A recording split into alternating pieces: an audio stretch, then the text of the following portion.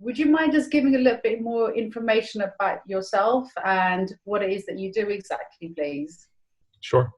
Uh, I'm John Harris. I am a physician scientist, which means I both see patients as well as study in a laboratory.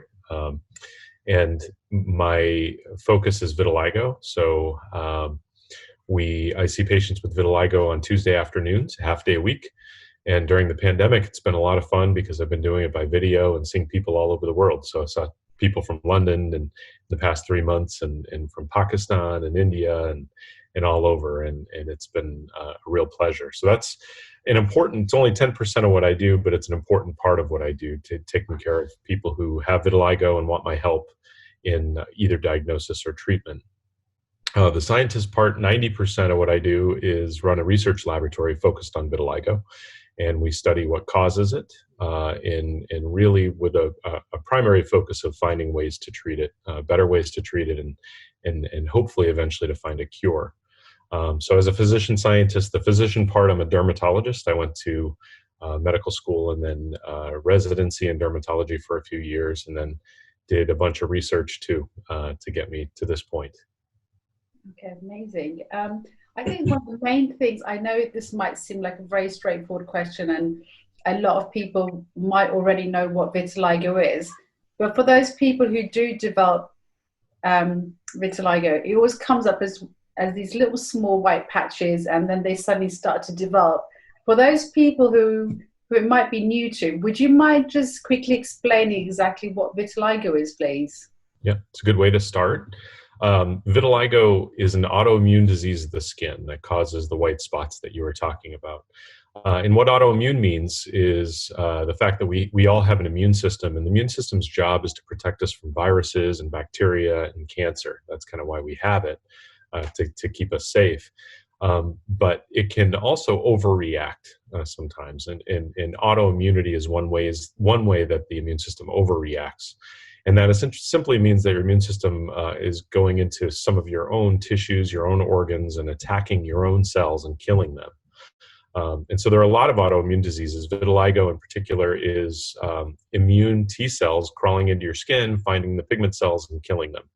And when the pigment cells are dead in that location, wherever they climb in, you get white skin because there's no pigment there anymore. Other autoimmune diseases include type 1 diabetes, where the immune cells crawl into the pancreas and kill the insulin-making cells, and so you don't have insulin anymore.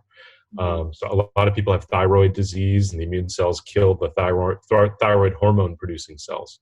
And so essentially, in autoimmune disease, the immune system kills one of the cells that you need to have a normal life. And in vitiligo, it's pigment cells, and diabetes, it's insulin cells, and there are a number of others as well. Okay. I think one of the most common questions when people do get vitiligo is that why is it happening to them? Yeah, I get these questions all the time, by the way. My patients ask me all of these as well. And so I'm very, very familiar with ways to explain it. But so why vitiligo? And I believe that vitiligo is a natural kind of overreaction or over-response of a normal response that protects you from cancer. So melanoma is a really bad cancer that people get, and with extended sun exposure, the risks go up, and melanoma can metastasize, and it can be a deadly cancer. One reason that most of us don't get melanoma is because our immune systems are very good at finding it and killing it if it ever happens. So part of not getting melanoma is not simply that, the cancer never starts. We probably actually have cancers like that starting in our body relatively frequently. But because we have a good immune system, the immune system goes in and kills those cancers. So that's the good part of what our immune system does. But if you overreact, if the immune system is too good at that role, then the immune system goes in and kills even normal cells, not melanoma cells, but normal melanocytes. And when that happens, you get vitiligo. And so the way I think of it is imagine height. We all have different heights. Some of us are on the very short scale of height. Some of us are on the very high, tall end of the scale. Most of us are in between, somewhere in between. And genetics dictates that. And so I think about melanoma being on one end of the scale and vitiligo being on the other end. And so if your genetics really dictate that you're way at this end, You're Mhm. far away from melanoma. Actually, you're protected against melanoma, but you get vitiligo. And if you're way at this end, then you tend to get melanoma. You don't have a strong enough immune response against your pigment cells. You don't get vitiligo, but you do get melanoma. There's about 1% of the population at either end. So one or 2% get melanoma, 1 or 2% get vitiligo, and the other 96 to 98% of us are in between, and we don't get melanoma or vitiligo. And so kind of where you end up on that spectrum, similar to height, is Mm. what genes you get. So if your parents are really tall, you end up inheriting really tall genes, and you tend to be on the tall end. So I think that's probably the best explanation as to the why do you get vitiligo. And we know that patients with vitiligo actually have a much lower risk of developing melanoma. And so it kind of bears out.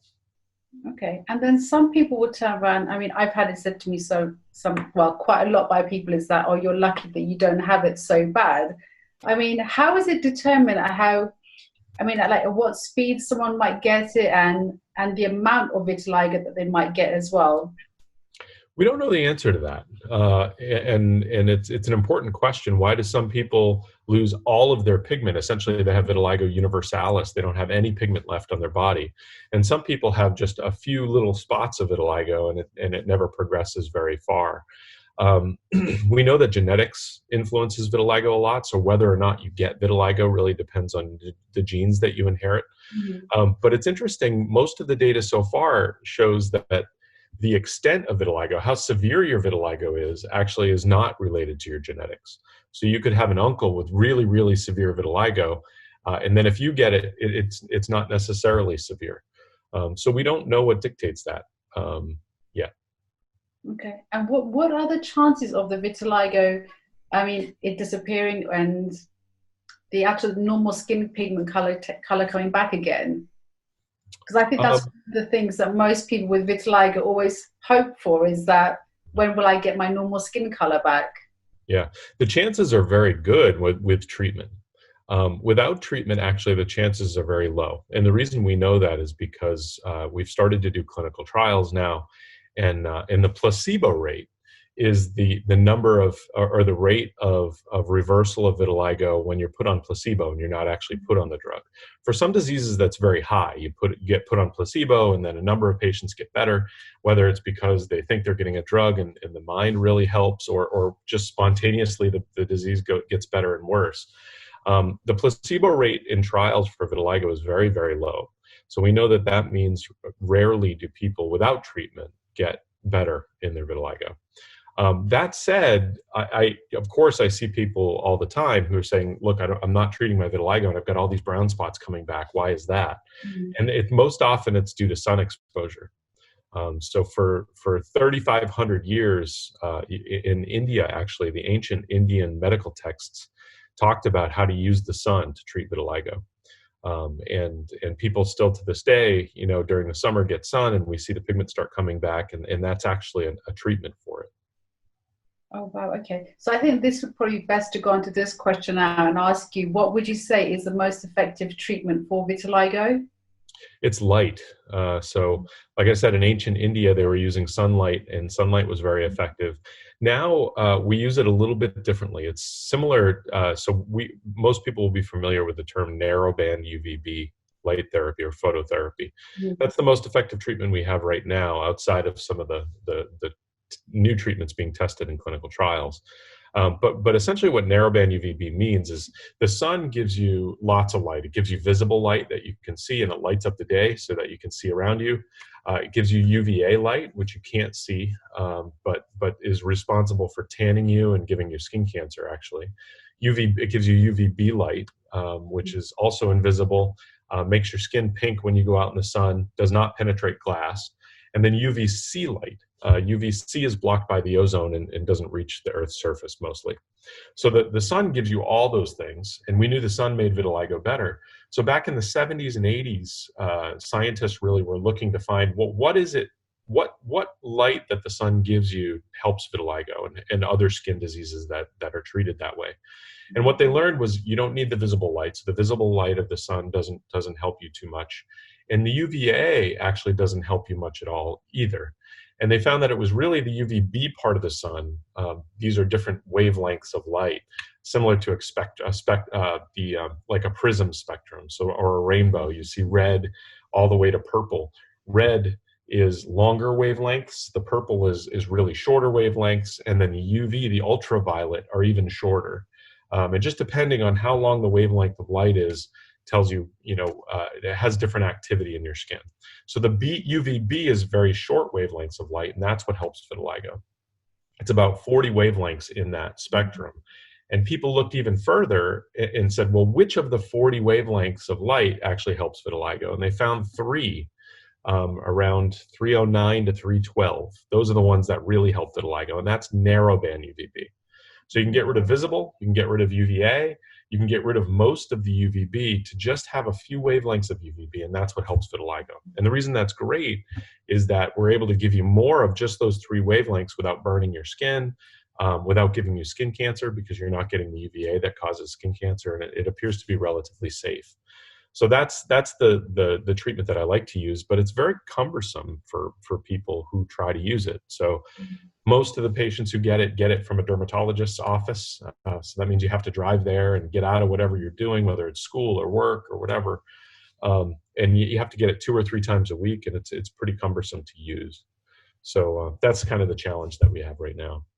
Okay. I mean, with the UVB, I mean, I personally vouch for that myself. I was having that done for about 12 years, but I was having it in Milan, and I found that to be really effective.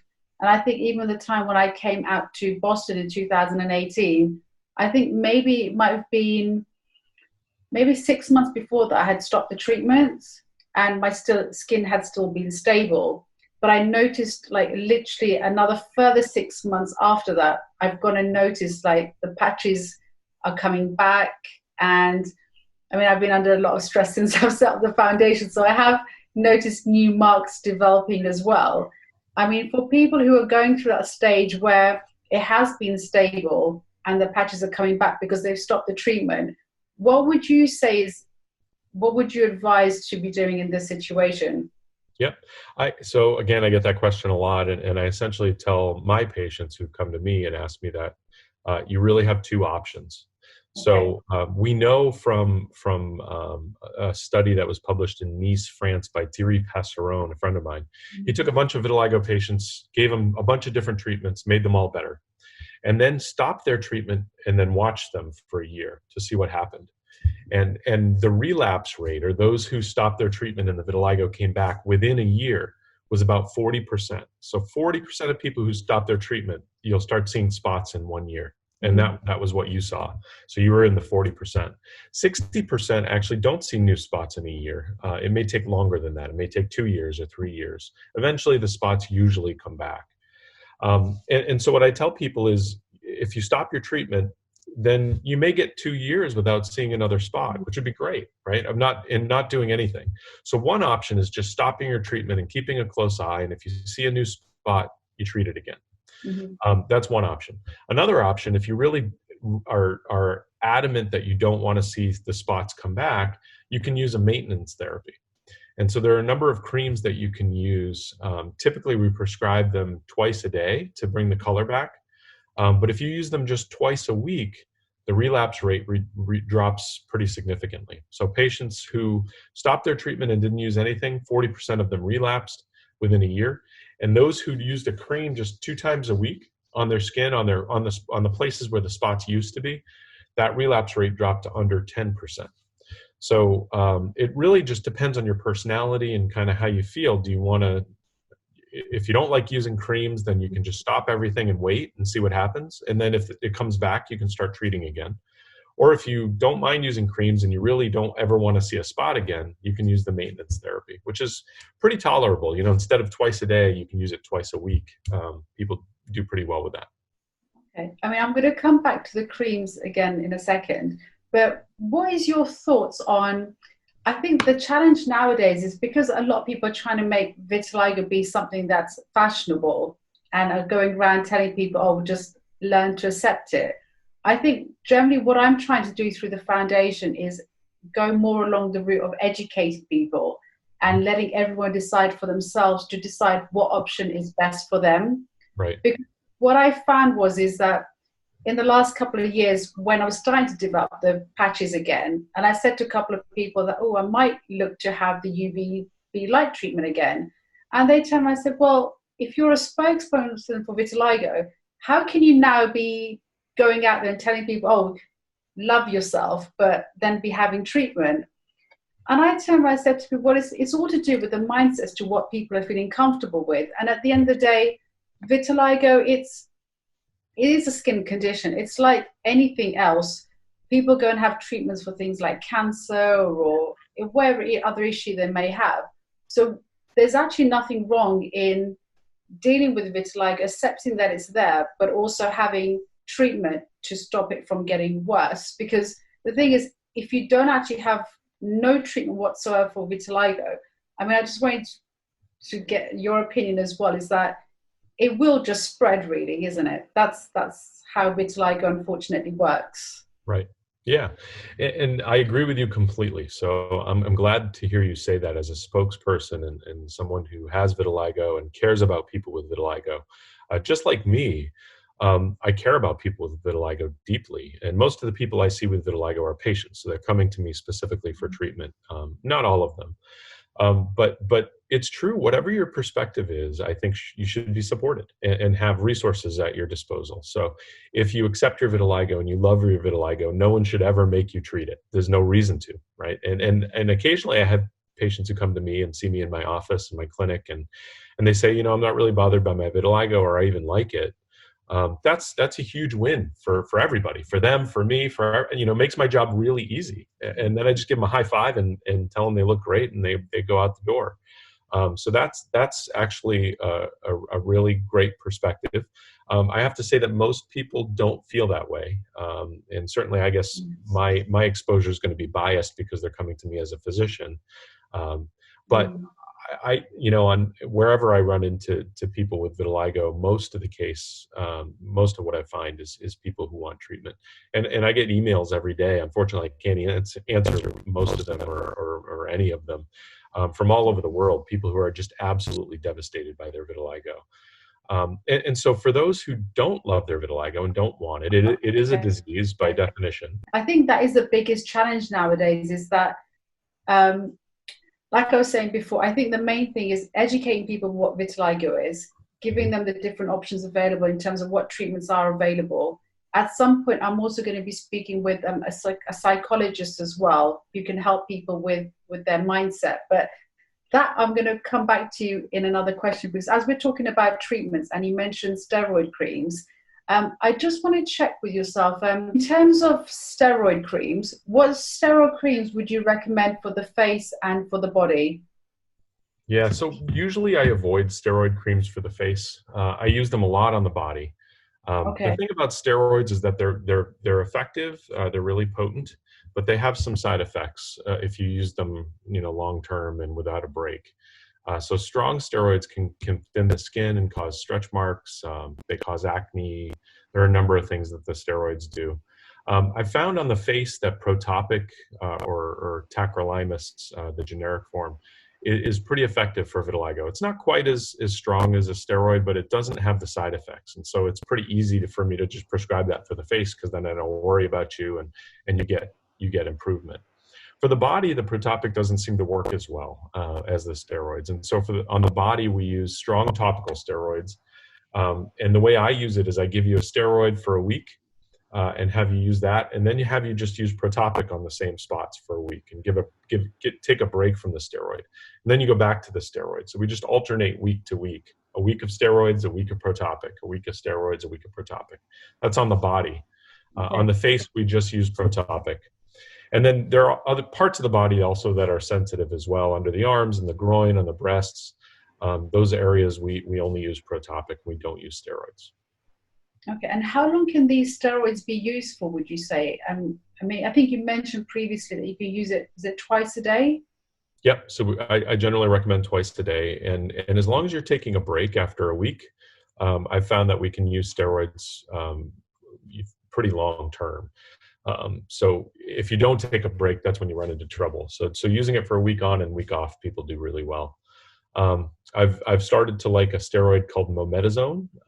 It's out of it's not a class 1, which is the strongest steroid. It's a class 2, but has very few side effects, and people really tolerate it well. So that's what I use a lot in kids, and have been starting to use a little bit more in adults. It's hard to predict, at least here in the US, the steroid prices are ridiculous. So they've been around for 40, 50 years. And sometimes they're $5 for a tube, and sometimes they're $850 for a tube. And when we don't know, there's no reason for it, and we don't know which one it is. And so we're always trying to play a game of prescribing. Most of them work, so we just have to find the one that are patients can afford and make sense. In terms of the steroid cream that you recommended for the body, what's the name of the steroid cream? I mean, I've previously been prescribed to use Dermavate. Is that something that you would prescribe for the body as well? Yeah. So really, there are lots and lots of steroids to choose from, and docs, really, being a dermatologist and all of medicine is in large part an art form, and so we kind of fall in love with our favorite ones. It's important to use a strong one, or a class 1 or class 2. So the ones I use, I usually use generic names. So clobetasol, betamethasone, those are the two that I use, really depending on which one's covered or which one's affordable. They both work well. Mometasone is this class 2, but with no side effects. Well, nothing has no side effects, but fewer side effects, and I really like that one as well. So those are the 3 that I go to: clobetasol, betamethasone, and mometasone. But really, if you're seeing a doctor or a dermatologist and they're prescribing a different one, you can ask them about it, but it's not because it's the wrong one. It's just because that's what they're comfortable with and use. And out of the 3 that you mentioned, which one would you say is the most effective, and it's probably the number 1 that you always go to in terms of like prescribing it to people? For a steroid or medicine? Steroid, sorry. Yeah, like I said, clobetasol, betamethasone, those I use pretty regularly on adults. Okay. And then mometasone is the one that I always use in kids, and I've started using more and more, even in adults too. Perfect. And then you're saying you use the steroid cream for 1 week, and then use 1 week of Protopic, and then keep switching. And how long can that go on for? I mean, can you just constantly keep doing that, or is that going to then become bad for the skin? In general, I like to see my patients back pretty regularly, every 3 to 4 months, and I'm always looking at their skin to make sure I'm not seeing any side effects of steroids. It's not so much that, so that scheme seems to work pretty well without causing side effects, but sometimes patients get confused. It's not that easy to understand. Use this one for a week and this one for a week, but on your face, always use this one all the time without a break. And so we try to write it down and have a list that patients can refer back to.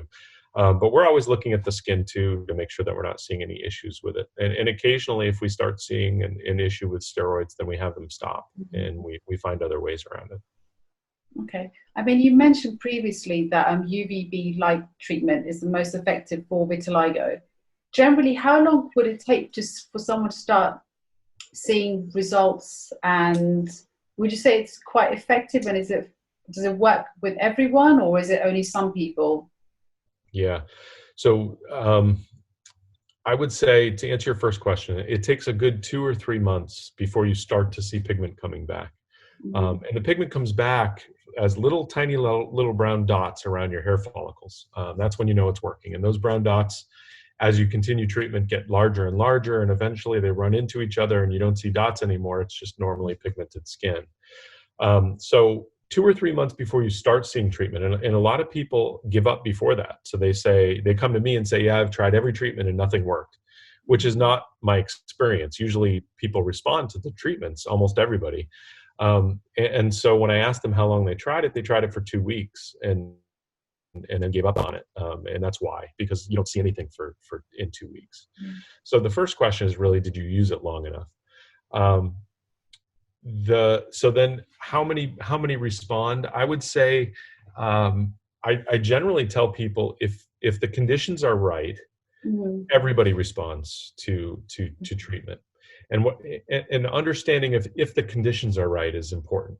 So different areas of your body respond differently to treatment. There are some areas of your body that don't respond and will never respond, in my experience. Fingertips, the underside of the wrists in almost everybody. Yeah, I would have a challenge with this one. So this almost never responds. The knuckles don't respond. The tops of the feet often don't respond. Sometimes the bony prominences, the elbows, the knees don't respond. And So, yeah, examples. and the reason actually is very simple. And you know, people didn't understand this, and so I try to make sure my patients understand it. Anywhere that you have vitiligo on your skin, if there is hair in that skin, if there's hair growing, if it's hair, we call it hair bearing skin, there's hair there, that can respond. So the areas we just pointed out, there's no hair on the fingertips, there's no hair, actually interestingly almost nobody has hair on their wrists here. The knuckles don't have hair, and sometimes you do on your elbows and knees. It's different in different people, but the rest of your body is all covered in hair. So whether you're a man like me and you have a beard, or you're a woman like you and you don't have a beard, all of us have hair. It's just in you it's invisible, and in me it's visible. So I like to use a little magnifying glass, and I show people, even on my forehead, there are tons and tons of hairs on my forehead. They're just tiny, and yours too, and on your nose, and on your arms, and the most of the areas of your body you have hair. So those are the areas that do get better with treatment.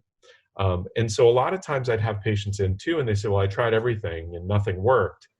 And I tried it for 6 months and it still didn't work. And then I look at them and they only have vitiligo on their fingertips and on their wrists and on their elbows, for example. And I say, well, that's why it didn't work. It's not because the treatment doesn't work. It's just because you don't have vitiligo that responds to treatment. Or sometimes I would have a patient that says, yeah, nothing worked. And I had it on my face and on my hands. And I tell them, but your face looks great. I don't see any vitiligo. And they say, oh, it worked on my face, but it didn't work on my hands. And then I can explain why. Sure. So it's very important that the areas have hair growing in them, number one. And then number two, it's also important that those hairs have not turned white. So sometimes you can have hair in a spot of vitiligo, and the vitiligo actually got into the hair and turned the hair white. When that happens, all the seeds, the melanocyte pigment cell seeds have been destroyed too. And that's why they don't respond. Right, okay. I mean, now that we've worked out that UV light treatments is the best treatment to have, once the pigments have completely come back, in terms of the light treatment, how often should someone keep having that as a maintenance, would you suggest? You know, a lot of times a lot of it depends on you. And so all my patients get really, we have a conversation about what works best for them. So sometimes they're traveling the world all the time and they can't, you know, they don't have access to their light. Their light's at home and they can't get access to it. So that's a challenge. We have to work around that. I would say that if you've used treatment and you're really happy with how you look and how you responded, then you can stop the light, because it's the most time consuming and difficult altogether, and just wait for the vitiligo to come back. And if it does, you know, get the treatment again. That's the easiest thing.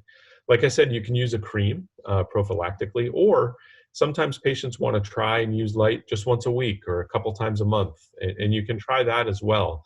But the problem with light therapy, the way we do it, is that you have to start at a very low dose, just a few seconds, because just like here in the Northeast and there in the UK as well, all winter we haven't seen sunlight. And the first sun, when the sun comes out in spring, if you're not careful, you get too much light, your skin's not used to it, and you burn. So it's the same thing with phototherapy. We have to start at a very low dose, and then every time you get a little bit more until your skin turns pink, so that we don't burn you. The problem with that is it can take a good 2 months to get up to a good dose of light where you're getting better. But if you go on a 2-week vacation, your skin isn't used to it anymore. And if you come home, you can't get that same dose again. You actually have to get a much lower dose. And so if you're missing treatments a lot, then you're dropping your dose, and you kind of all the time, and you never really get up to a good dose. When you're getting 3 treatments a week, it's not a big deal. If you miss a treatment or 2, or even 3, you don't have to drop it all. But if you miss 4 treatments or 5, 2 weeks of treatments, you do have to drop. And if you're only treating twice a month, then if you miss 1 treatment, then you drop significantly. So it's just hard to maintain a light at an infrequent dosing time. Okay. I mean, I think one other question I was going to ask you relating to the whole UV light treatment as well is that I remember when I was having the treatment done, they put you inside of one of these closed booths. Now, with this whole coronavirus situation, How safe is it to actually be having UV light treatment at the moment? Yeah, we a bunch of vitiligo experts around the world. We got together and wrote a paper on what to do for your Oh, vitiligo patients during the pandemic, and okay. we're working on finishing it up and getting it published. But that was one of the things that came up. Number one, should we do light therapy? Can we socially distance? Mm, Can we manage the waiting room? Because a lot of people kind of come in and have it done. But even mm, beyond that, once the patient's put in the light booth and it's closed, how clean it? What do you need to do to clean it afterward, et cetera? And we actually, at my institution, the University of Massachusetts, we took a break from light therapy for a couple of months, but we're now restarting and making sure that we're thoroughly cleaning the cages, et cetera. But there's not a lot of patient contact with the machinery. You kind of go in and you're surrounded and you get the treatment. So I think it's relatively safe to do that as well, as long as you can kind of keep the waiting room distanced. But the other thing that we use a lot lately is home phototherapy. So you can actually get a booth in your home and do your treatment there. It's not a full booth. Those are very expensive. You can't, yeah. surround the body with light bulbs and close the door. But they do sell booths that are they're called a panel, and they have about 12 bulbs, and they're flat and they're about the size of a door. They push up against the wall, and you stand in front of it. And because you're not surrounded, you have to flip yourself around. So you get treatment, for 2 or 3 minutes in the front, and then flip around and get 2 or 3 minutes in the back. And that actually works very well too. So I've had a lot of patients who are, particularly during the pandemic, using home phototherapy and doing well. Okay. So the people who are actually going to clinics still to have the UV light treatment, they just need to check with the medical center and just make sure that everything's being clean, sanitized before they're actually using it. That's right. Yeah. I mean, a lot of centers are not even open and doing it again. Of course, I have a big vitiligo patient population that wanted their treatment. So we were one of the first ones to open and kind of get everything together. But I imagine if your dermatologist is offering light therapy, that they're generally doing it in a safe way. They're cleaning the booths, et cetera. But it certainly doesn't hurt to ask about that. Okay. I mean, like I mentioned before, in the UK, they just have the booths that you can go into, and it doesn't even rotate around during the time period. You have to turn around yourself, so the whole body ends up getting the light on themselves. But when I was actually going out to Milan, they had like a 2-step process. So what they used to do was individually target the areas where the vitiligo is. They used to boost that area to stimulate the pigment. And then they used to put me inside a booth, which used to be like, it was rotating. So literally I would just have to stand in there, and there was like a little rotating disc, and it would just turn me around. Wow. And yeah, so that was the place I found was the most effective in terms of treatment. I've actually got pictures when I first started the treatment, because I had patches like pretty much everywhere. And within 2 years, all the pigments had come back. But all that happened was that every time I got a bit lazy and complacent from having the treatment, that's when the pigments kept coming back. So I think the main thing with vitiligo is that it is an ongoing treatment, and it's a lot hard. Yeah, it's hard. It takes a year or two to get all your pigment back, and it requires consistent, going. So that's what's hard. It's hard to commit to a year or two of getting treatments 2 or 3 times every week without missing too many. Sure. It's a lot of work, and it's difficult for patients.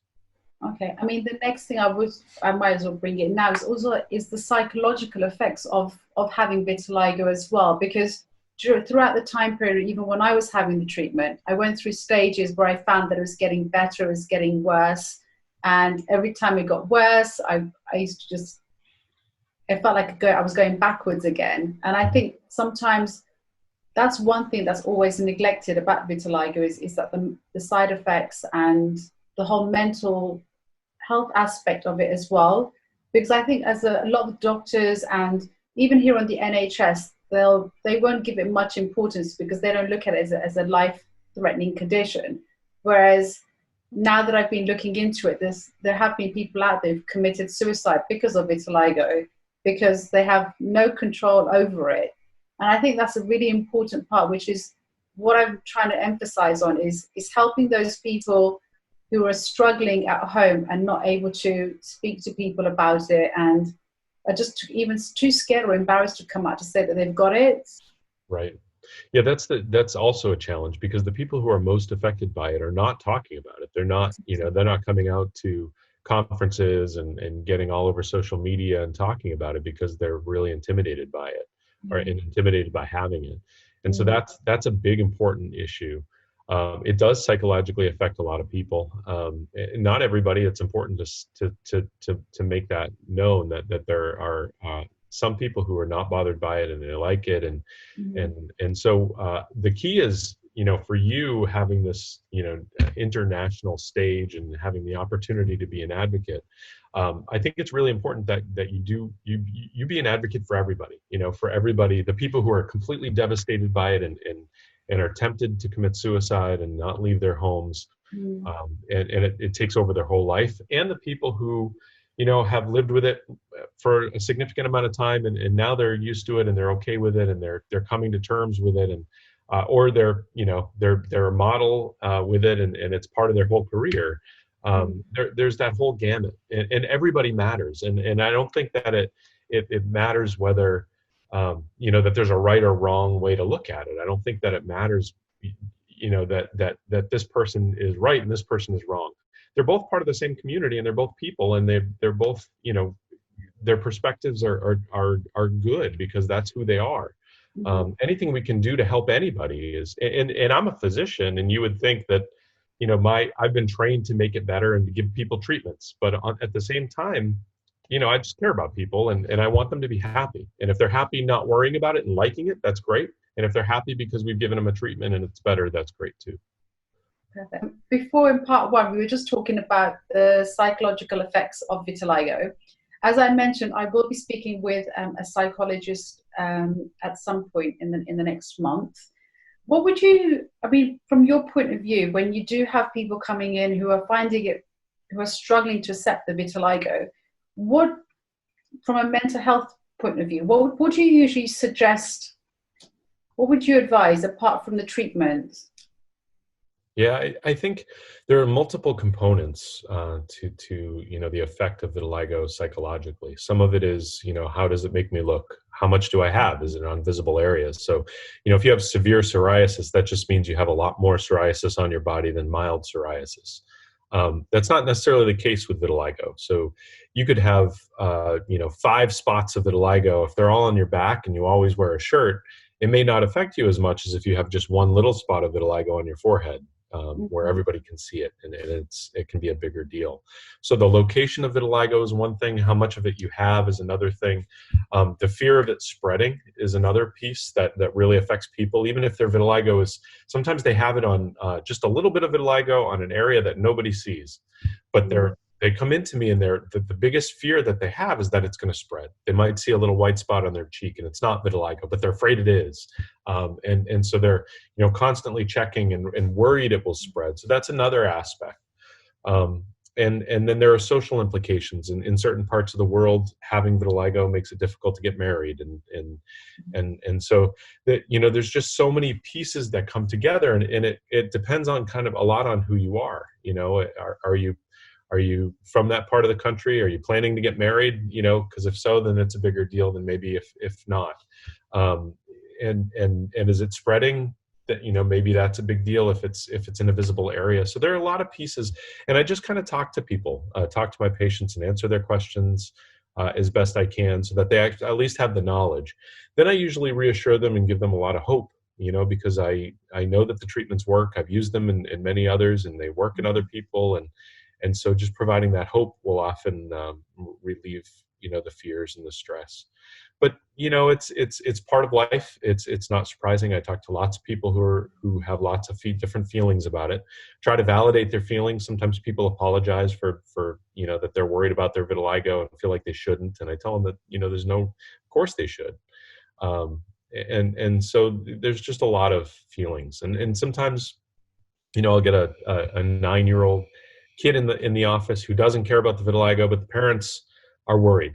And they're worried, they're like, I know she doesn't care now, but maybe she'll care in 10 years. Maybe when she's 19, she'll care more, and she'll wish that we did something.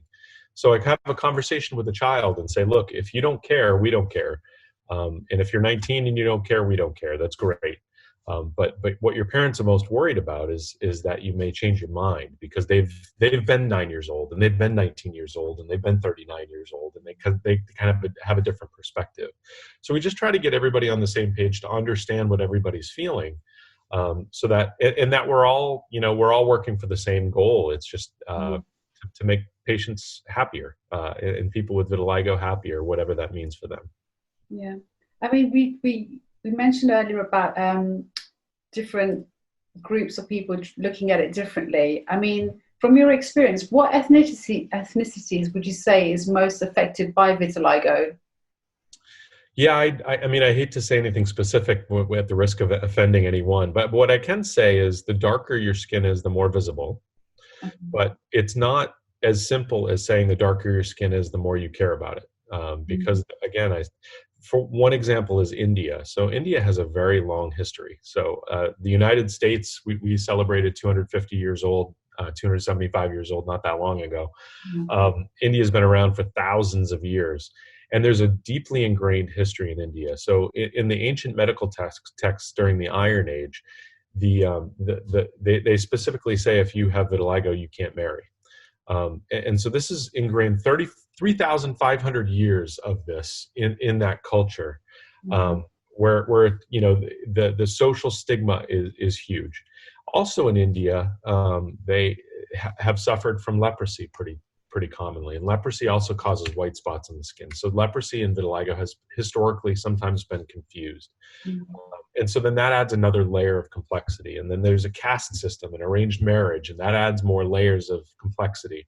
And so even though people in India don't necessarily have the darkest skin where the vitiligo is the most obvious, it's darker than, a redhead, and then adding all the social stigma and the history around vitiligo there can be quite devastating. The Middle East also, and actually some places in Africa are really stigmatizing with white skin. Albino people with albinism are really oppressed and in danger of their lives, and vitiligo can be similar, and whether it means that you're cursed or you've got demons, and so they're just, it's very complicated, and I don't know that, certainly there's nowhere in the world having vitiligo I think is easy. But there are different places that are relatively complex. Like I said, I've had patients actually from originally born in India, and I noticed sometimes they were absolutely devastated by the vitiligo, and I'd see others that were not. And I tried to understand that they're both born in India, but what's the difference? And I noticed that those who are planning on an arranged marriage actually have a stronger stigma that's associated. So they tend to be more concerned. And that goes back to the history again, that's been around. So it's not easy for anybody, but it's not as simple as people try to make it seem. And I try to get that word out, I think, to other doctors in particular who might dismiss it and say, oh, it's not a big deal. I can say that I had a patient once from a state in the South where there's lots of sun near the beach. And he came up to get treatment in Worcester. And one of my residents who was working with me said, oh, well, you have really fair skin and you can't even really see it. So why does it bother you so much? And why are you bothering? Why did you come so far to get treatment?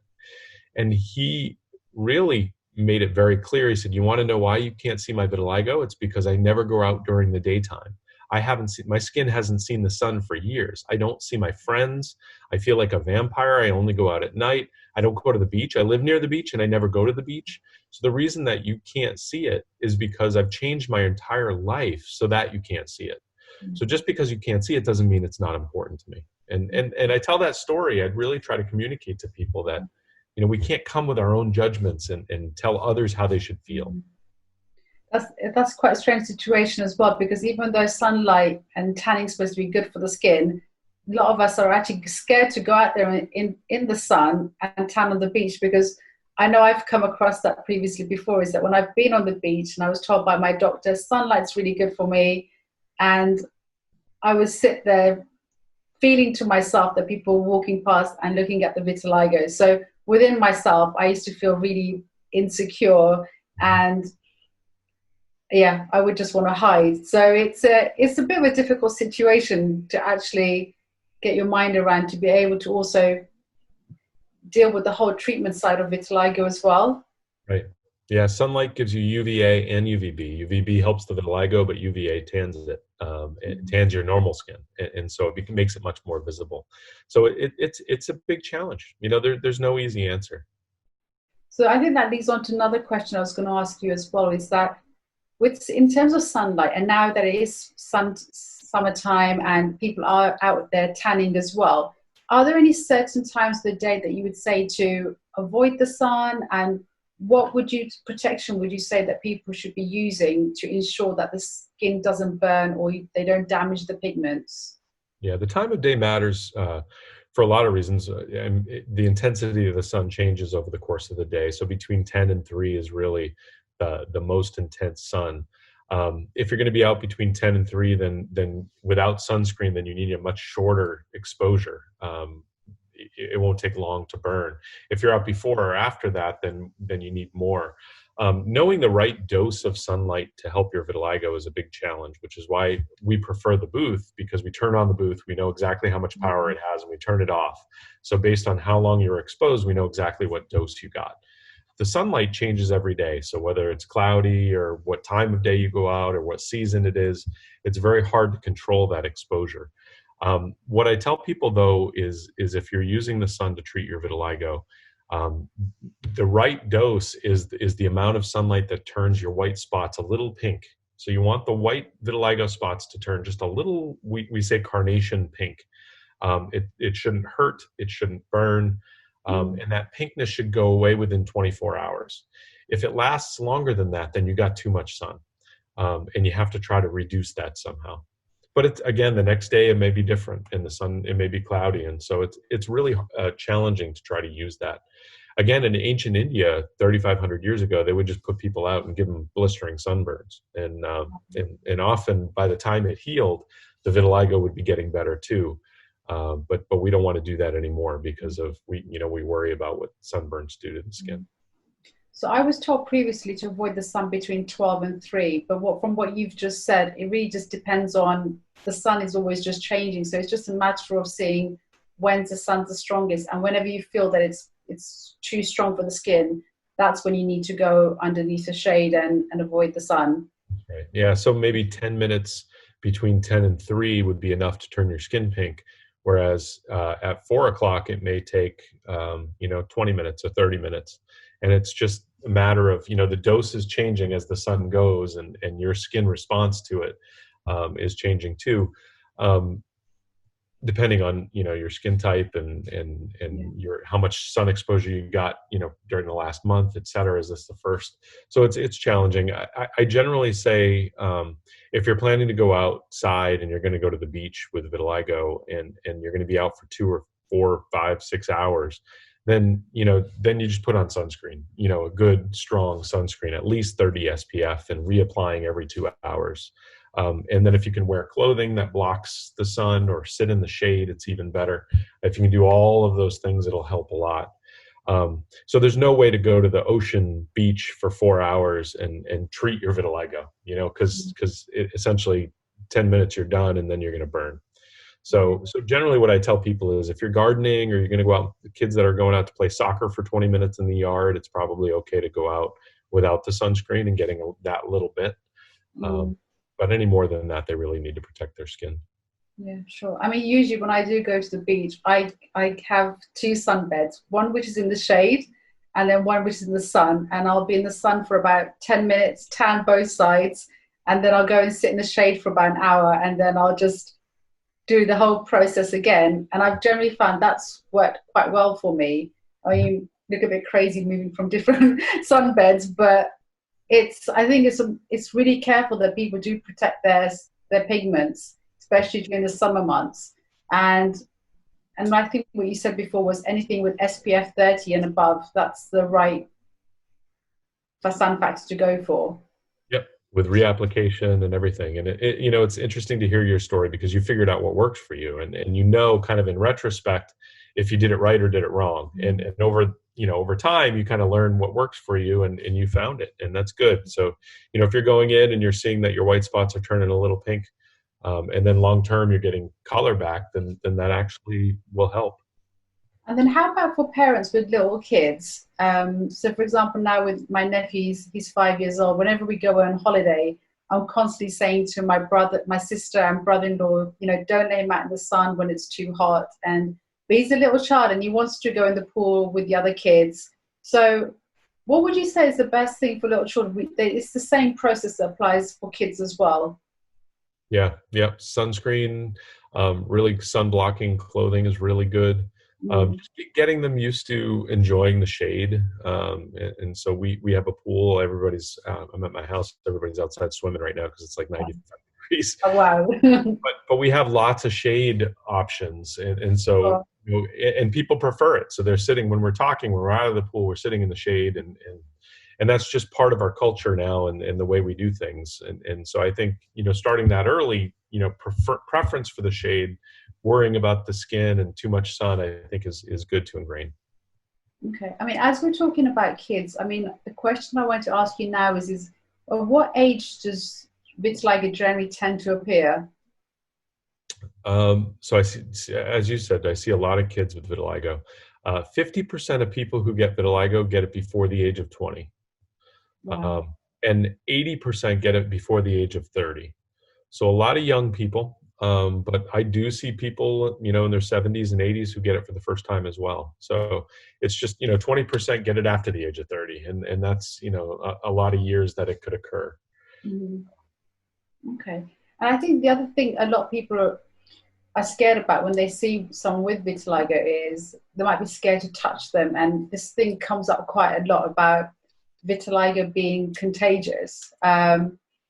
Just as this is something that I'm looking to educate people, not just with vitiligo, but without vitiligo as well. If someone asks you the question, is vitiligo contagious? What is always your answer to that question? Yeah, it's absolutely not contagious. And I try to make a good comparison to something else that most people know is not contagious, like diabetes, type 1 diabetes. So if you know a diabetic who became a diabetic as a child and now they need to inject with insulin and things, that touching their arm or shaking their hand doesn't give you diabetes. Vitiligo is exactly the same. Even though it's on the skin and not in the pancreas, the process is a person's own immune system going in and killing their own cells, and that's not something that can catch to a different person.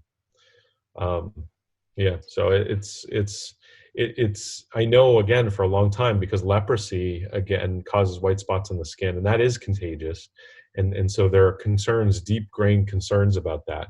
But really, education is key. That's what that's what we try to say it as much as we can, and that alone will change the lives of some people with vitiligo. But again, people don't know what it is. If nobody knows what it is, I think the original assumption is, well, I don't know if it's contagious, but if just in case it is, I won't, I won't go near. I think that's one thing that I realized after a while is that when people were staring, it was because they didn't know what vitiligo was. And a lot of it comes down to is like what we're saying is education. Once people know, then there's no reason for them to stare because this new thing that they're seeing, they already know what it is. Mhm. Now, the next question is about vitiligo being hereditary. I once had a guy who said to me, would I want to have kids knowing that I carry the vitiligo gene? For a short period of time, that did really hurt. And I thought to myself, this is true. I mean, I know the challenges that I went through dealing with the vitiligo and now seeing that my nephew has it as well. I suppose the question is it hereditary, and what's the chance of me actually passing it down to my own child? Yep. So it is hereditary. Genes do matter. There is a genetic component to a risk of inheriting vitiligo. It's not a single gene, so it's different from something, say, like cystic fibrosis, where if you have it, then there's a very defined percentage that you may pass on that gene, or Huntington's disease, or ALS, Lou Gehrig's disease. These other people know about that. Those are genetic diseases where if your parent has it, it's like could be 25 or 50% chance that you're going to get it for some of them.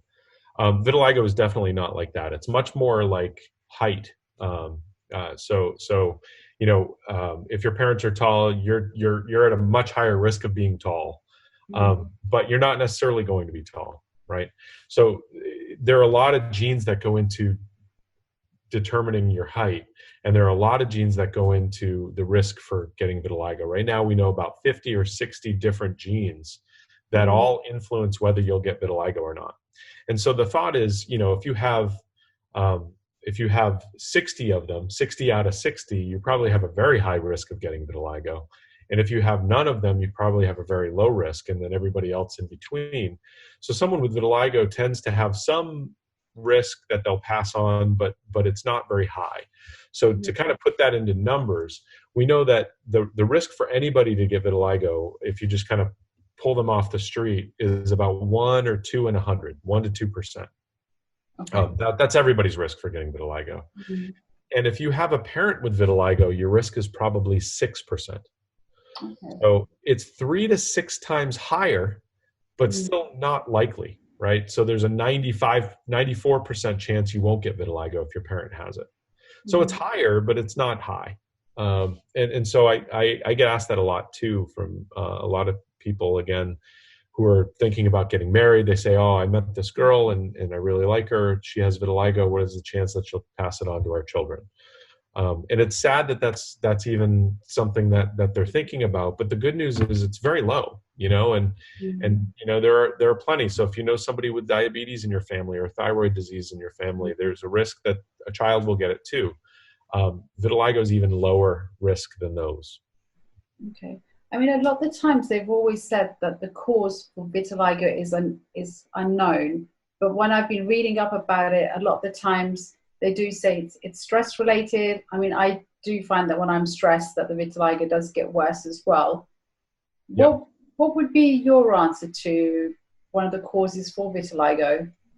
I hate it when people say that, when the vitiligo, the cause of vitiligo is unknown. And I say, no, it's absolutely known. We know a ton about what causes vitiligo. Okay, so yeah, and actually that's just, it's a sentence that used to be in all the medical literature. And the cause of vitiligo is unknown, but these are the hypotheses. These are the possibilities. It might be stress. It might be genetics. It might be immunity. It might be nervous. And so they kind of, and so I've actually worked very hard to get people to stop saying that. It's like, well, if we don't know, if the cause of vitiligo is unknown, then the cause of pretty much every disease is unknown, because we know a lot about, probably more about what causes vitiligo than pretty much every other autoimmune disease, more than diabetes, more than thyroid disease, more, all these common ones that everybody accepts. So I don't use that anymore. I think we definitely know what it is. It's an autoimmune disease of the skin. The immune system kills the pigment cells. The pigment cells can come back if you stop that process. So there's a lot known to it. And actually the way they used to talk about it and saying it's unknown, but it may be genetic, it may be immune, it may be stress related. That's the wrong way to think about it. It's all those things. So the genetics influence your immune system, and that's why it's both genetic and immune. The stress is very hard to nail down. It's very hard to measure. I hear it all the time. So lots and lots of my patients come in and they say the same thing you did. When I'm stressed, vitiligo gets worse. And so I firmly believe that. But studying it is very difficult because stress for different people affects them differently. So one stressor for one person may not be a big deal, but the same stressor for a different person might be a big deal. Sometimes it's people in college who are taking finals, and that's their stressor that's making their vitiligo worse. Sometimes it's the death of a family member or a divorce or any number of things. And so it's very hard to measure stress, and it's also very difficult to run a trial where you have stressed and unstressed, right? I would join that trial and be in the unstressed group. That would be fantastic. Find a way to take away all my stress and see how I do. So right now, we call that anecdotal evidence. It's just lots and lots and lots of people say it, so we believe it, but we just don't have ways to study it yet. Okay. I mean, from some reading that I've done as well, I've come across some articles and stories where people have said when women have been pregnant, the whole stress process of having a child, they've ended up getting vitiligo from it. Is that correct? Have you come across that yourself as well? We definitely have. So I've heard many women say during my pregnancy it spread. many. So I also believe that that's it. I don't know if it's because it's a stressor or if there's something specific to the pregnancy happening. So certainly being pregnant is a stressor, and that there's a lot going on at that time, changes in the body. And could it be the hormonal changes during pregnancy that do it, or is it simply being, having that stress on your body that's doing it? We don't know the answer to that. But I do see pregnancy as being one time in particular where people notice their vitiligo spreads, but not everybody. So if somebody has vitiligo, it's not, there's no guarantee that you're going to get pregnant and have your vitiligo spread. Many people don't. Okay. I mean, a lot of time, I'm not sure if this is something that you found as well, but when I was trying to find solutions and trying to understand the reason behind the vitiligo being there, a lot of the times on the internet, you come across things where people say, if you change your diet, the vitiligo will get better. And I resorted to also getting lots of blood tests done. And a lot of the times people did turn around and say, well, is there good levels of vitamin D, certain amounts of B12 or certain like vitamin B as well, folic acid. Would you say that's true? Does the diet and certain levels of vitamins within the body, would that affect the vitiligo as well? No, not at all. Right. You go online, you'll see thousands of things. And I've heard almost all of them because everybody asks me. So it's fun for me to hear a new one that I haven't heard of. Vitamin B, vitamin C, vitamin D, vitamin E. Celiac diets, people put water in copper pots and drink that water to get copper. And it's funny that, there's a little bit of truth into it. So your pigment cells actually use copper to make pigment. And I think that's where the copper connection comes from. So people try to drink copper because they don't have enough pigment. They think they need to support that, make more. But the problem is, it's not that you have melanocytes that don't have enough copper to make pigment. Your melanocytes have been killed. You don't have any melanocytes at all. So adding copper is not the problem. It's not because you're lacking copper. You're lacking the factories. And if you can bring the factories back, then that's what you need. Vitamin B is another one. Vitamin B12. A lot of people have noticed that if you have vitiligo, you're at a higher risk for having a vitamin B deficiency. Okay. But that's not because the two are connected. It's just because those are two different autoimmune diseases that can happen in the same person. So if you have the genetics to get vitiligo, you also have the genetics to get what's called pernicious anemia. And that's where you actually lose a cell in your stomach that absorbs vitamin B. If you have both of those diseases, vitiligo and pernicious anemia, then you're lacking pigment and you're low in vitamin B. But if that happens, putting the vitamin B back, which you need so you don't get anemia, doesn't change what happens to your vitiligo. They're independent diseases, they're separate. So some people have thought, if you have vitiligo, you might be low in vitamin B and therefore you have to take extra. So if you're not low in vitamin B, taking extra vitamin B doesn't do anything. I actually interestingly had a really interesting clinic where I had one patient come in and he said, I really believe that vitamin C helps vitiligo. And ever since I've been taking extra vitamin C, I noticed that my vitiligo's gotten better. So I said, okay, there's really no evidence for that, but if it's working for you, then you should keep doing it. And then 2 patients later, literally the person came in and said, I really think vitamin C is bad for vitiligo. And I've been avoiding vitamin C everywhere. I don't eat oranges anymore. I don't take vitamin C because it boosts your immune system. And that's a bad thing in an autoimmunity. Mm-hmm. And ever since I stopped taking vitamin C, my vitiligo got better. And okay. Almost back-to-back patients. And they had the exact opposite experience. And so that happens all the time. So you must have heard this one before as well, about having fish and milk together. Yeah, I was going to mention that one myself. Okay. Yeah, that's like from ancient times, drinking milk while eating fish. And I think that there's a correlation between the fact that the milk is white and the skin spots are white. I don't know where that came from, but it's been around for I believe thousands of years. My grand told me the same thing, because I used to remember taking my vitamins and I used to take omega-3 vitamin tablets and I used to drink it with a glass of milk. So she used to always tell me that that's the reason why I got vitiligo. It's interesting. If somebody has vitiligo, you can think of literally millions of things that you've done over your lifetime. and you could just say that that was what caused it, and it, you know, there's no way for you to prove it's not what caused it, right? So lots of people say lots of things. Okay, so that's good to confirm then. So the diet doesn't make a difference to vitiligo. Yeah, I mean, it you know, not, I can't say that there's no way any dietary change will help your vitiligo. What I can say is that we haven't found good studies that really show that. Sure. And understanding vitiligo, because we study it in the lab, we know what causes it. Like I said, we know a lot about what causes it, and there's no clear connection to how a diet would change that. You know, and this is assuming, you know, that you're getting plenty to eat, and you know, you're not starving, and you have, you know, all the vitamins in a normal diet. Yeah. And then going back to the blood test again, I suppose people should just have a normal blood test done, make sure that their body isn't lacking anything. And I mean, I think that if we are talking about blood tests, then I think that's all they need to check, isn't it? If their doctor does do a blood test, they can just check that they have sufficient levels of nutrients within their body. And if they are then lacking something, then they should take supplements. Yeah, I mean, a lot of us are missing something. A lot of us are very low in vitamin D. And so doing a blood test to look for vitamin D so you can take supplements to increase your vitamin D, because, you know, it's good you need it for certain things, is important, but there's no evidence that affects your vitiligo. So it's not necessarily a reason to take a blood test if you get vitiligo to look for vitamin D. You know, maybe everybody should be checked. I actually don't do blood tests for vitiligo. I'm probably one of the few vitiligo experts around the world that doesn't. The one test that most people do, if they're going to do one, is they check the thyroid gland. So if you have vitiligo, there's a higher chance that your thyroid also has autoimmunity, is not functioning. I found that the risk is very low, and once your thyroid's not working, you actually get symptoms. So that's all I do. When a patient comes to see me with vitiligo, I ask about their thyroid and the symptoms. And if they don't have any of the symptoms, I generally don't check a blood test. Because again, if there's something off, there's no evidence that that's causing the vitiligo. Okay.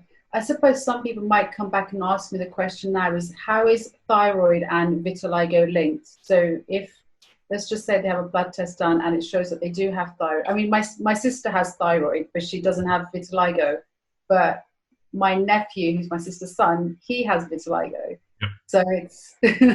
Yeah, so it's all in the genetics. The genetics for vitiligo, the genes of those 50 or 60 genes that I mentioned that increase your risk for vitiligo, most of them are immune genes. And essentially the risk to get vitiligo is just having a really amped up immune system. And that also gives you a risk of getting other autoimmune diseases. So if your immune system is really amped up, it might give you vitiligo and start attacking your thyroid. Or in a mother, it might attack the thyroid, and in the child, it attacks the vitiligo. So that's the correlation. So if you have both vitiligo and thyroid disease, fixing the thyroid disease doesn't change what happens in your vitiligo in most cases. They're independent diseases with a similar risk factor, which is your genetics. Okay. And I've saved the best question for last, which is, why is there no cure for vitiligo? I wrote a blog on this because people ask me that all the time, and it always is depressing for me when I share something on social media and say, hey, we just made this new discovery, we just did this clinical trial and the results are amazing, and they say, but is it a cure? And I said, well, it doesn't cure vitiligo, it treats it, but, and then nobody's happy, so everybody wants a cure, and I don't blame people. A cure would be outstanding. A cure to me means I give you a medicine and you take it for a short period of time, and the vitiligo goes away and it never comes back, even though you're not taking the medicine anymore. We can't cure too many things in medicine. We can cure bacterial infections because we have antibiotics. We can cure appendicitis because we can cut it out.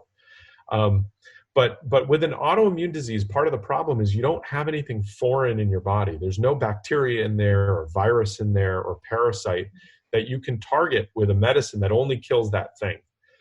Autoimmunity is your own body. It's similar to cancer. Like, cancer is your own body just malfunctioning. And that's why it's so hard to come up with a drug that only turns off the immune system when it's attacking your pigment cells and doesn't turn it off when it's trying to attack viruses and bacteria.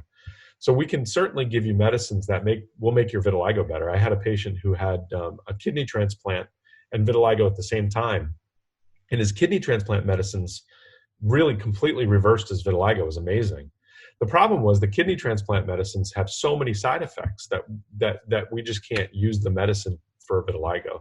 So the big challenge is finding a medicine that turns down the vitiligo without harming you in any other way. We're finding them, right? We have phototherapy, we have the new JAK inhibitors that are being tested. We just had a study results published showing that they're really effective.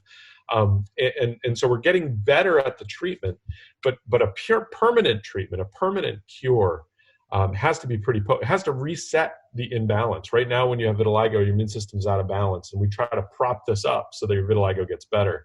What we'd rather do is invent a way so that everything gets back into balance and you don't need the medicine anymore. Your body is just balanced. That's just a deeper level of understanding than we have right now. But we're getting closer. We're hoping to get there. We published a paper a couple of years ago about IL-15. I mentioned the JAK inhibitors are exciting. Those are working. We published a paper showing that if you use a medicine that inhibits IL-15, a protein, that is actually getting closer to the cure. So essentially, the purpose of inhibiting IL-15 is to get rid of the memory autoimmune cells and kind of get everything back into balance. And we're hoping that that will be what serves that. We think it's certainly going to last. You'll be able to take the medicine for a little while, then stop it and be better for a long time. Whether that's better for the rest of your life and it's a true cure, or whether you're better for years and then you have to take it again, we don't know that until we do some studies. But we're getting closer, I think. Just that the cure is it's a bigger challenge. Would you mind telling us a bit more about this latest technology? I know we know about the steroids, we know about the UV light treatment.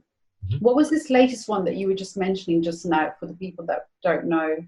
Yeah, so we noticed, I mentioned earlier that study out of France showed that if you stop treatment, the vitiligo comes right back, right? Mm-hmm. It relapses. And we noticed that vitiligo doesn't just come back somewhere on your body. It comes back in the exact place it was before. So if you had vitiligo here and you take a medicine and it's better, and then you stop the medicine, this is the first place it comes back. Mm. And so then that told us, we wanted to know why that was. And that told us that there were, your immune cells that are causing your vitiligo are probably leaving some memory there in your skin. There's got to be memory there, because when you stop the medicine, it remembers to start back in that same place. So we found that the memory that forms there are T cells, immune T cells that kill your melanocytes. Once they clear out the melanocytes in that area, they leave some cells behind. And the purpose for this is for viral infections. If you get a skin viral infection, you kill the virus, leave some cells behind just in case that virus comes back. Well, we discovered that the same thing happens in vitiligo. It causes the white spots, and then there's memory cells left behind. And if you take a JAK inhibitor or phototherapy or steroids or whatever, those cells go to sleep and everything gets better. But the problem is when you stop the medicine, the cells wake back up and they start all over again. Mm. So what we found was those cells in that spot require a protein called IL-15 to stay there. It's part of kind of their food or survival factor that keeps them there. Mm. And we found that if we blocked IL-15, those cells actually left the skin. So instead of putting them to sleep, we actually removed them and got them out of the skin so that we could stop the treatment, and then there was no memory. And so then the vitiligo stayed better much longer. So we propose that that's actually a much better treatment than anything we currently have, and even better than the new JAK inhibitors that also very effectively put those cells to sleep. But the IL-15 therapy we think is going to be a big advance. So there are clinical trials coming. I started a company called Valeris Therapeutics. Full disclosure, I'm a founder of that company, and that's all based on targeting IL-15 for this new method to treat vitiligo. Are you able to send me some more information about this, which I can then share with other people? Would that be okay? Sure. Yeah, I've written a bunch of blogs about it. People keep asking me and posting on Twitter and Facebook, hey, what's the update? What's going on? And so we've done that. I can show you where those are. I can send you, there have been a number of papers written for the public about it as well. Then they're welcome to read all those. Those are on our website as well. Okay, so I'll probably just ask if you wouldn't mind sending me the link to the website with the papers. Yep. And about the up-to-date treatment. Before, I've bombarded you with questions today. I think one of the main things that I always get from people is Ninu, help me, I want my vitiligo to get better.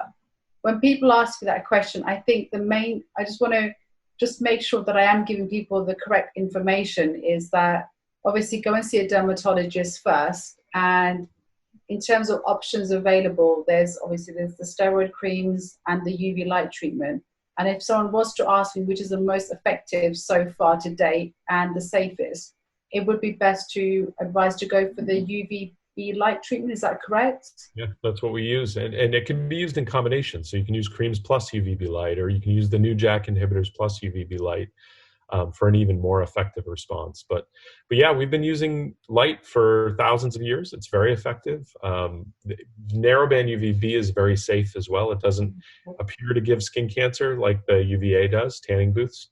So we like it a ton. And it's very important to see a dermatologist. If the dermatologist tells you there's nothing for vitiligo, then get a second opinion. That's the key. In terms of the UVB light treatment, I mean, when I had that done, I wasn't using any steroid creams at the same time. If I had done, would that have just like speeded up the whole process, would you say? Yep. Yeah.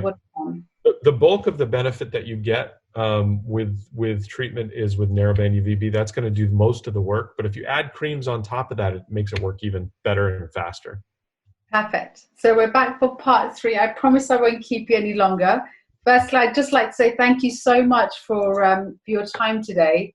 I think that we've covered quite a lot, and I think everyone's questions that they've asked will definitely have been covered that we've discussed so far. There's just 2 more here. I mean, one other thing a lot of people, one person did ask me as well, is in terms of when it comes to things like hair removal. I know you mentioned previously about how hair follicles are important in terms of vitiligo to help with the pigmentation. Now, when people remove hair from their skin, let's just say if it's from things like waxing or laser hair removal, would that cause trauma to the skin, which would actually make the vitiligo spread or make it worse? So it can. Anytime the skin is damaged, injured in some way, usually, through a burn or a cut, not just pressure, but an actual injury, vitiligo can go to that location. And it only happens when somebody's vitiligo is active. So if your vitiligo has been stable for 20 years and hasn't changed, it's unlikely that a cut vitiligo will go to that spot. It's only when it's, you know that it's spreading and then you get a cut and it will go there. So stable vitiligo usually doesn't do that. It's called the Kebner phenomenon, or Kebnerization, after Dr. Kebner, who described it. You injure the skin, vitiligo goes there. So that's one thing to think about if you get laser hair removal. It's possible if your vitiligo is active and you get removal that the vitiligo could go to the location. I've definitely seen lots of women actually who shave their legs, and a lot of times you get razor bumps, little bacterial infections after shaving, and the vitiligo goes to those little spots. So you get a little white dot around each hair follicle. It resolves very quickly and doesn't usually require treatment, so it's pretty benign, but that can happen. The bigger thing that I worry a little bit about is if you remove the hair, then if you do that enough and you remove the same hair enough, it can become permanent, and the whole hair follicle is removed, not just the hair, but the follicle. And a lot of times that's the goal. If you want to get enough hair removal so that you don't have to do it anymore, you don't need to get the laser anymore, you don't need to wax anymore, eventually it's permanent. But the laser can be permanent. The problem is if you permanently remove the hair follicle, you're removing that little area where the melanocyte stem cells live. And so essentially you're turning hair-bearing skin into non-hair-bearing skin. So you're turning skin that could repigment into skin like your fingertip that can't. Yeah. We don't actually have data on that. We don't know that that's what happens, but I've been asked about it, and that's probably my bigger concern. If you don't ever get vitiligo in that area, it doesn't matter. It's, if your vitiligo is stable and you get hair removal in a place you don't have vitiligo, it won't cause the vitiligo and it won't be a problem because you don't need the pigment back there. But it's certainly something to think about. Someone posed this question on Facebook in one of the Facebook groups, and I thought it was a great question, and I was paying very close attention because I don't know the answer to it, and I think that Facebook groups, crowdsourcing can be a way to answer some of these questions that I don't know the answer to. Just asking other people, did you ever get hair removal? Did it cause vitiligo? And if so, were you unable to bring the color back? Okay, so it's not known at the moment for it to.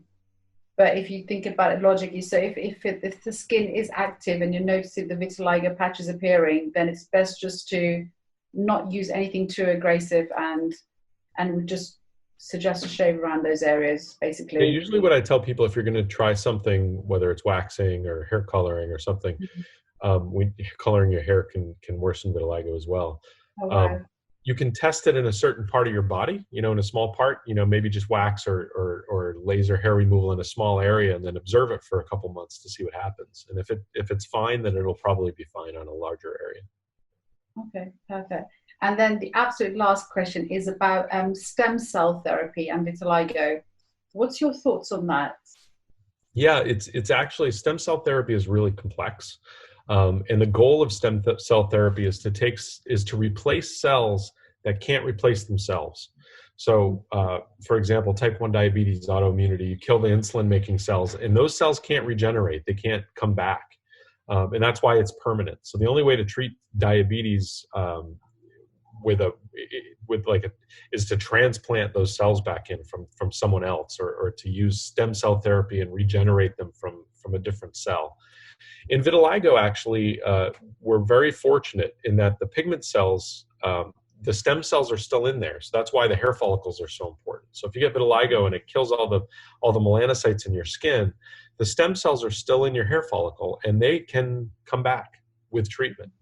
So it's kind of a natural stem cell therapy. You don't need to do anything special. You don't need to do gene therapy. You don't need to do cloning. You don't need all those special things that you would have to do in other diseases, because the pigment cells, stem cells are there and they regenerate on their own, which makes vitiligo much easier to treat than many other diseases. So that's what's happening. You're having your own natural stem cell therapy when the sunlight hits your skin and those little baby cells grow back. Wow. Okay. I mean, I would say, I think I've pretty much covered the whole surface of questions that you've probably been asked before about vitiligo. Is there anything that you feel that I've left out that might be beneficial to people that you'd like to share? No, nothing comes to mind. A lot of people ask about the new treatments. We just published a clinical trial showing that JAK inhibitor, topical ruxolitinib, was very effective in a phase 2 clinical trial, and there's an ongoing phase 3 trial to get FDA approval for it now. So that's exciting. Really, anytime somebody asks me a question that I've been asked multiple times, I write a blog about it. And so that blog site is a great place to go and look, and you can look through. It talks about skin cancer and vitiligo and genetics of vitiligo and inheritance, when my children get it. What about skin cancer and vitiligo? Chemicals, do they cause vitiligo? Does changing my diet help? All those are blog posts that are on there that you can read more about. And so keep an eye on that. We always keep people up to date too on new trials that are happening, and it's a place to get new info. Okay, that's perfect. And you mentioned about inhibitors. It's in stage 3. When do you likely see that going through and it being available for the general public? Yeah, I think the topical JAK inhibitor that we just published will probably be the first FDA-approved treatment for vitiligo. But it's still probably 2 to 4 years out. So it's going to take another couple years to finish the phase 3 trial, which is what the FDA requires in order to give approval. And then the FDA can take another year to look at all the data and decide. And so you're looking probably at least 2 years, probably closer to 3 or 4. Wow. And then there are other trials that are ongoing with oral JAK inhibitors, and what we're making for the IL-15 will be an injection, and those are further down the line, but they'll be better. So we think, so they're probably worth waiting for. But there's a lot of reason for a lot of excitement, lots of trials, lots of things people are testing. And then I get contacted by companies all the time who have really completely out of the box new ideas that are things that we're not working on right now. They ask for my help to try to figure out how to get them and test trials. So I get kind of a very early look at some really new ideas. And there's a good 20 years worth of trials coming, I think. So there's going to be a lot more coming in the next couple decades. That's amazing. So it's Can exciting. I ask you one question for myself before you go? Sure. I found on my skin, I'm finding some areas where I'm getting the pigments are coming back. And that's on some of the areas that we always say is the hardest areas to treat. So like, for example, like on the elbows, I don't know if I come in close enough, there's like pigments coming back. But then I'm finding in other areas, like on my legs, I'm starting to get new patches appearing. how does that work with the body, that you can get some areas where the pigments are getting better and then other areas where I've never had white marks before, I'm noticing new patches appearing? Yeah, that's usually related to areas of the body that are getting treatment and other areas that don't. So I see that in patients with really active vitiligo. We can give them treatment, and if they're only treating certain areas of the body, the treated areas are getting better, but the untreated areas are getting worse. And that happens a lot with phototherapy. So, if you're getting light exposure and you're not opening up all your body so that it gets into everywhere, if there's an area that the light's not hitting, that area can get worse while everything else gets better. That can be, under the breasts, for example, that might not get any light exposure. They can get worse while the rest of the body's getting better. I had a woman who was getting better on her body, but not on her face. And we realized after a while that she was using a moisturizer with sunscreen in it. So she was putting sunscreen on her face and then getting the light. And that's why she wasn't getting any better here. But she was getting better everywhere else. And so my guess is that maybe your elbows are getting a lot of sun, and the thighs maybe aren't, or not as much. That would be kind of my guess. Okay, I'm sure a lot of people who probably watched this interview today are probably going to come back to me and say, how can I get in touch with Dr. John Harris? What would be the best way if people do want to get in touch with you? How would you like them to do that, or would you? Yeah, so lots of people email me, and I used to actually 5-6 years ago, I used to answer every one of them, and now I would never get any work done if I answered everybody's emails. So I unfortunately can't do that. I'm on Twitter. You can follow me on Twitter, but again, I can't answer everybody who tweets me a question. I would say my blog is a great resource. I try to answer all the questions there. If you want to see me as a vitiligo patient, you can see on our website, there's a way. Our website is actually pretty easy. It's www.umassmed.edu/vitiligo. Or you can just Google Harris vitiligo. It's the first thing that pops up. And so you'll be able to pretty easily find it. I do see patients in my clinic, but I only do one clinic a week. I have colleagues that I work with, actually, the Vitiligo Center. Lots of us see patients together now, so we can see, lots of people. You're welcome to come out to Worcester and visit us. It's kind of a long wait to get in to see me, but others are working to see lots of patients. Sometimes I do virtual visits. So like I said, during the pandemic, I've been doing video consultations all over the world, which has been fun. But all that information is on the website. The blog's there. All the answers are there. How to see me as a patient is there. Please don't be disappointed if you send me an email with a question and I'm not able to answer it. I mean, I know you're a very, very busy person, so I really appreciate you coming on the call today. Hopefully, sure. I think we have covered a number of the questions that anyone could. I mean, I can't actually think of any more before I let you go. We kept coming up with things, and now I'm actually like, right, I think I have pretty much asked everything possible. Good. But what I might do is, because these questions, the last 5-6 weeks, I've been putting on my social media page if they have any questions for you, and these are the questions that have been coming in. So I've just basically made a list, narrowed it down, and I've asked you the questions today. So what I might just do is put this out there on social media and then do the same thing again. If people have questions, they can just send it all through to me, and then maybe just ask you some questions maybe in a few months' time. And if there's anything new, then I can just address it in one go. And I think that's a good way of getting the information out to everyone as well. Because a lot of times the questions are quite repetitive. And I think this way we've covered everything. So yeah, no, all the answers are videotaped. So yes, they are all videotaped. I mean, we're planning to break them all down so people can just go to the questions individually as well, to whichever one they feel might be more suitable for them. Great. Thanks for your time. Thank you so much for your time. Really appreciate it. All right. Have a good day. Thank you then. Bye.